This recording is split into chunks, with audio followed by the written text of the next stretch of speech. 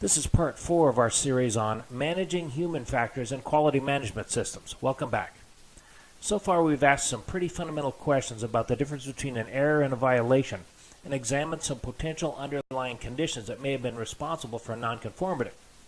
Next, let's go one more level up the organization and think about supervision. The next level of failure mode might be called ineffective supervision. This is grouped into 4 main subcategories: inadequate training, planned inappropriate operation, failure to correct a known problem, and supervisory violations. Let's talk about inadequate training, which is a failure of the supervisor to administer appropriate training and lack of professional guidance. This is a potential can of worms, and it involves an interaction between the trainer and the trainee. Here's an example. I once had a consulting job with a famous world-class manufacturer, and there were chronic problems with certain employees following simple directions. In this case, it was determined as part of the employee discipline policy that if it took more than 3 training occurrences to get the employee to cooperate, in a case where the process is validated and there's no apparent excuse, the employee needed to be reassigned somehow because the job fit wasn't appropriate. So training and training effectiveness is in the eye of the organization, and the organization can and should define what adequate training is. And that's a topic for an entire course, in addition to a clause in the ISO standard, which in the 2015 standard is clause 7.2. The second one is planned inappropriate operation, and it's further subcategorized into several categories: work tempo issues, team pairing issues, and risk without benefit, namely running the operation functionally in a way other than how it was validated.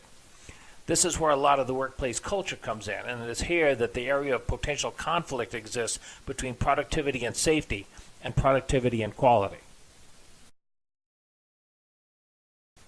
The third type of ineffective supervision is failure to correct a known problem, which falls into 2 subcategories: failure to correct inappropriate behavior, and also failure to correct a known hazard or deficient condition. Yes, those people do horseplay every night, but I feel it's harmless and I never did anything about it. Finally, there's actual supervisory violations, which is willful disregard of authority by supervisors and/or not adhering to rules and regulations on the part of the supervision. How serious of a problem is this? The answer to this question goes up one level, namely to the top management. It's up to top management to set the organizational tone and control, or lack of, and this kind of activity relates directly to human factors. But here's another place where there's potential trade-off between productivity and safety, or productivity and quality, and it's up to top management to draw that line in the sand to whatever extent they wish and communicate that to the organization as required in clause 7.4 of the 2015 standard. So let's go back to our investigation of the nonconformance. The first question to ask is, was this a supervisory violation? Is there a conscious decision on the part of the supervision to allow these things not to be level? Well, I think in this case there may be mixed responses on the part of the supervisors, but for the most part, they're on board with the requirement that the scales be level. Is there failure to correct a known problem? Here I think, in this case, the investigation is going to turn up something. These scales are mounted on a heavy granite block to control vibration, but the vibration was causing the flimsy metal tables that these things were on to be visibly not level. The supervisors knew for a long time this was going on, and they didn't address it.